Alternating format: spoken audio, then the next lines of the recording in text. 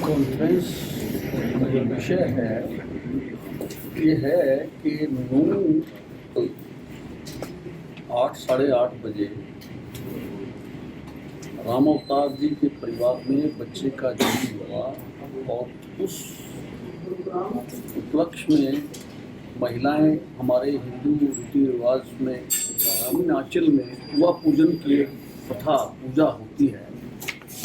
वो कुआ पूजन के लिए जो महिलाएं जब जा रही थी, मैं वहीं से आ रहा हूँ, जो बिल्कुल फर्स्ट हैंड इंफॉर्मेशन जो मेरे पास है, जब महिलाएं मदरसे के पास पहुंची तो वहाँ पर कुछ बच्चों ने, युवकों ने, पहले तो क्योंकि वो दलित समाज की महिलाएं थी, जाति सूचक गालियाँ उनको दी। उन्होंने रोका भी कि भाई आप ऐसा क्यों कर रहे हो। वापसी में जब पूजन करके वो अपने एकदम गीत गाती हुई, जैसे परंपरा है, आ रही थी तो उन पर पत्थर फेंके गए और जूते चप्पल फेंके गए। कुछ एक दो पे रॉड भी वहाँ पड़ी होगी, वो रॉड भी फेंकी गई। और इसमें लगभग 17-18 टोटल महिलाएं तो 20 से 25 थी वो, लेकिन जो चोट लगी है 3-4 महिलाओं को ज़्यादा चोटें लगी और बाकी सभी को छोटी मोटी चोटें सभी को लगी हैं। उनमें 17-18 विशेषकर उनको लगी है। तो ये बड़ी दुखद घटना है। इस घटना को जैसे मुझे पता लगा कि पुलिस को जो बताया गया वहाँ के जो मुफ्ती हैं मदरसे के, कि उन्होंने 3-4 बच्चे आगे कर दिए कि जी ये जो है बच्चों ने कहीं गलती से कुछ फेंक दिया, ये सब जो है ये सब झूठ है। वहाँ की ये एक नॉर्मल प्रैक्टिस बन चुकी है। सोची समझी नीति से, षड्यंत्र से वो हिंदुओं पर, दलित हो या हिंदू हो, उनके ऊपर हमला किया जाता है। और ये हमला जो किया है ये बहुत निंदनीय है, क्योंकि हमारे रीति रिवाज, हमारी जो पूजा पद्धति, उनको कोई अधिकार नहीं है कि उस पर वो कोई पथराव करे या कोई गाली निकाले।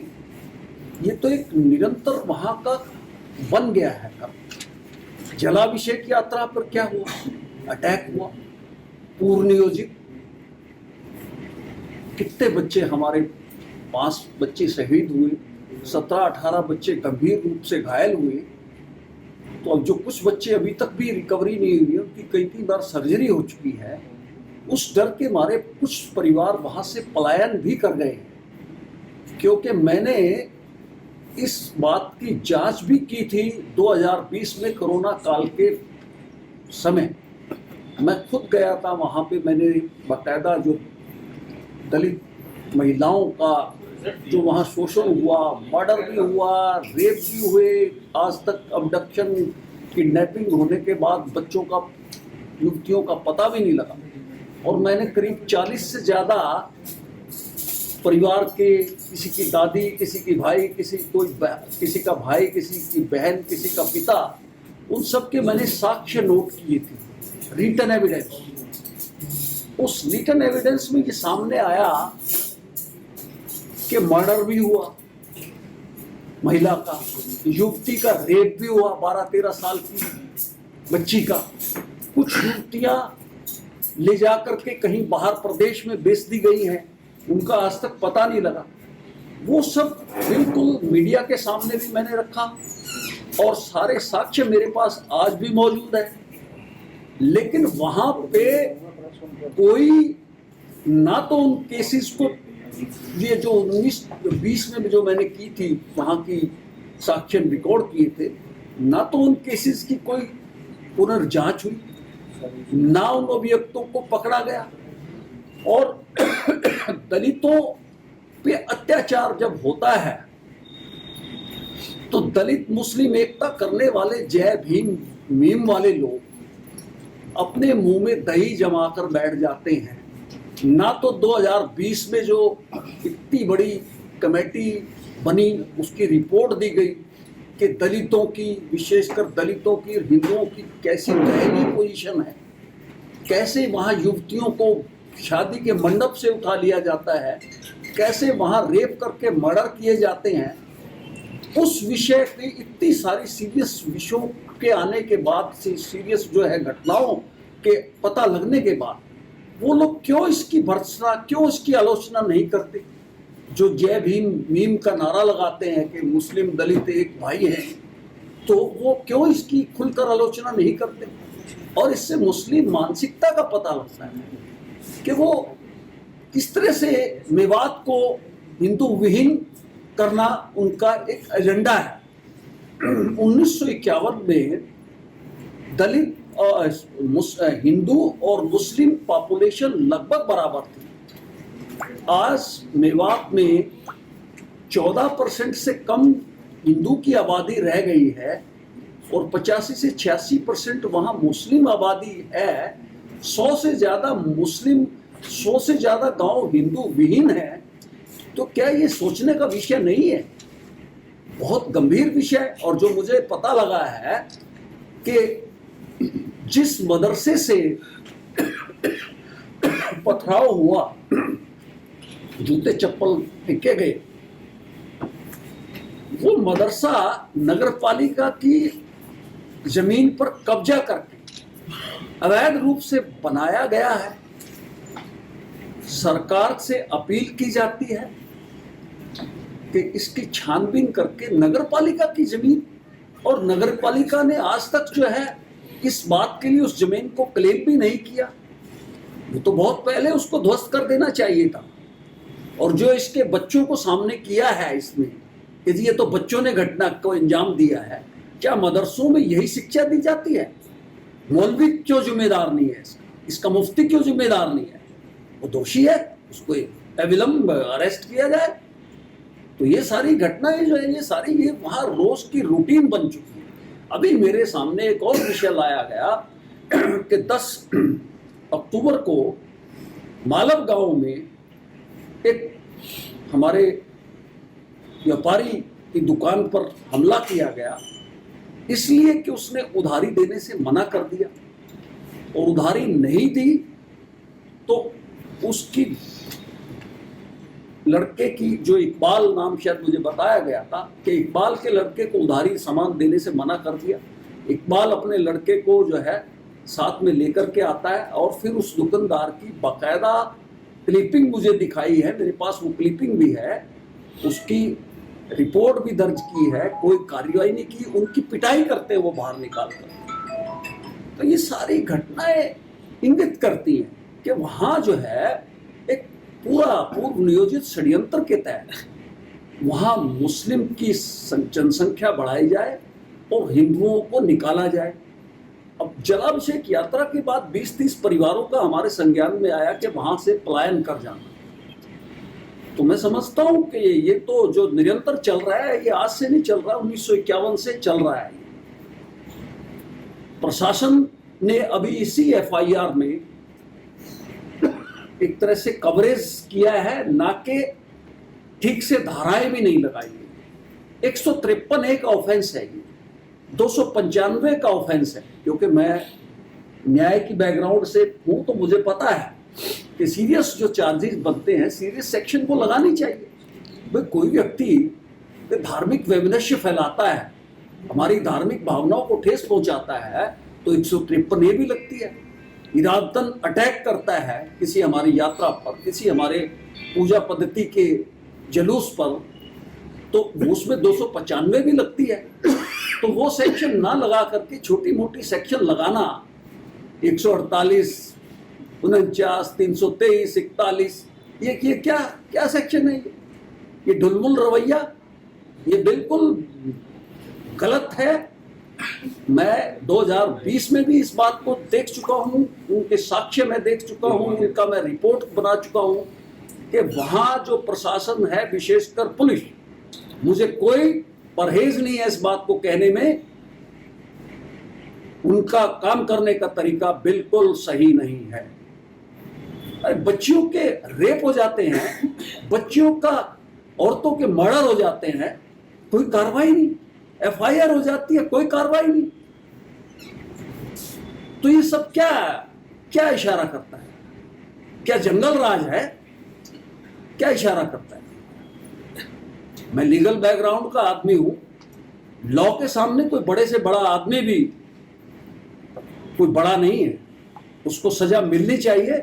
और इसमें भी मेरी सरकार से अपील है, जो एक्चुअल दोषी है, चाहे वो मौलवी है चाहे मुफ्ती है, उसको अपील करता हूं मैं सरकार से, और आप छायाकार बंधुओं से, पत्रकार बंधुओं से आप इसको ज़्यादा से ज़्यादा कवरेज दें।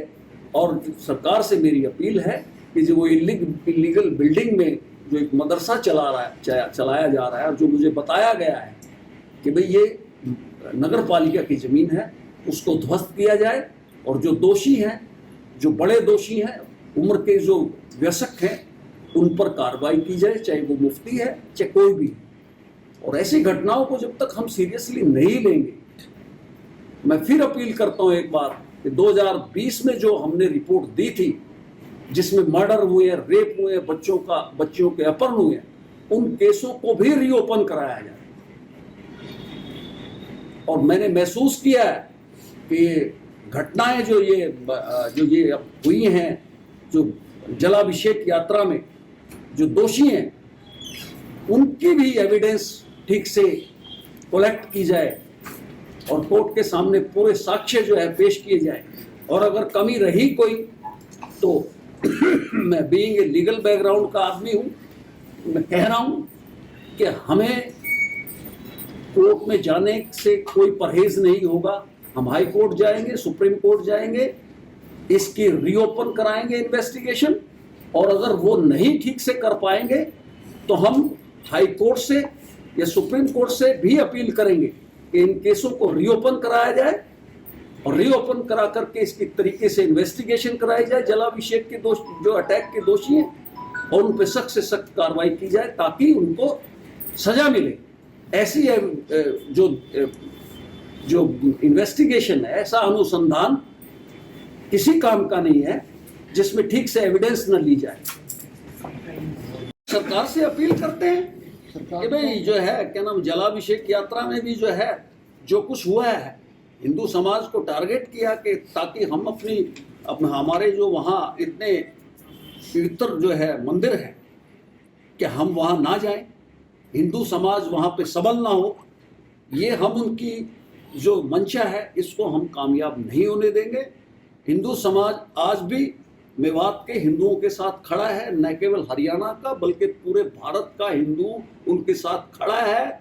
और बदस्तूर ये हर वर्ष ये जलाभिषेक यात्रा रुकेगी नहीं, ये होगी, पूरे उत्साह के साथ की जाएगी। हम रुकेंगे नहीं इसका। सरकार का हम अपील करते हैं सरकार, सिर्फ अपील तक सीमित है? नहीं, अपील तक सीमित नहीं रहेंगे, फिर हमें कोर्ट का दरवाजा खटखटाना पड़ेगा। ऐसे अपील तक सीमित। फिर अपील अगर हमारी मानी जाती है, ठीक से एविडेंस नहीं कलेक्ट हुए हैं, मैं बिल्कुल कह रहा हूं, जो जलाभिषेक यात्रा के दोषी हैं, जिन्होंने अटैक किया, जो मुझे अभी तक इंफॉर्मेशन मिली है, उसमें कोई ढंग की एविडेंस जो कलेक्ट नहीं की गई, अगर 2-3 साल बाद उनको बरी ही होना है तो फिर इसका कोई फायदा नहीं है। तो मैं फिर कह रहा हूँ, अगर ये इस तरह से हुआ और इसी तरह चलता रहा तो हमें कोर्ट का दरवाजा खटखटाना पड़ेगा। बिल्कुल इसमें कोई संशय नहीं है, कोई संकोच नहीं है। सरकार से पुनः अपील की जाती है, और आप छायाकार बंधुओं से, पत्रकार बंधुओं से मेरा आग्रह है कि इसको ज़्यादा से ज़्यादा कवरेज दें। सर, कतार मैं आपकी बात से सहमत हूँ। मुझे ये जो मिला चिला के बात करने की आदत नहीं है। मैं सहमत हूँ, रवैया मैं बिल्कुल ढुलमुल, मैं इसकी आपकी बात से सहमत हूँ। ढुलमुल रवैया मैं सहमत नहीं हूँ। जिस तरह से वो कार्रवाई कर रहे हैं, ना मैं पिछली कार्रवाई से सहमत हूँ, ना मैं अभी की जो है, अब मैं सेक्शन देखे मैंने जो FIR के, अरे कम से कम इतना तो देखिए कि धार्मिक भावनाओं का विषय है। हमारी पूजा पत्ती, हमारी यात्राओं पे अटैक करोगे और आप सिंपल 323-41 लगा करके रफा दफा करोगे और फिर बाद में कंप्रोमाइज कराओगे। उसमें भी क्या हुआ? मालब की घटना में पिटाई हुई है और उनकी बिल्कुल दुकान से निकाल करके उनको पीटा गया है, और फिर दबाव प्रेशर बना करके कंप्रोमाइज करवा देते हैं। ये क्या तरीका है? भाईचारा निभाने वाले मैं इस पे कोई टिप्पणी नहीं करता, ये जनता समझे। ये जनता का विषय है।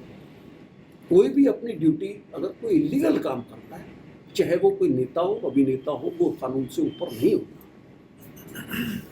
Everybody is within purview of law. Nobody can violate, dare to violate the land, the law of land. Sir क्या लगता देखिए, सरकार ठीक है, आपकी बात से मैं सहमत हूँ। सरकार अपनी तरफ से जो करना चाहिए कर रही है, लेकिन जो कुछ और भी होना चाहिए वो भी होना चाहिए। प्रशासन को इतनी ढील नहीं होनी चाहिए कि वो ठीक से काम ना करे।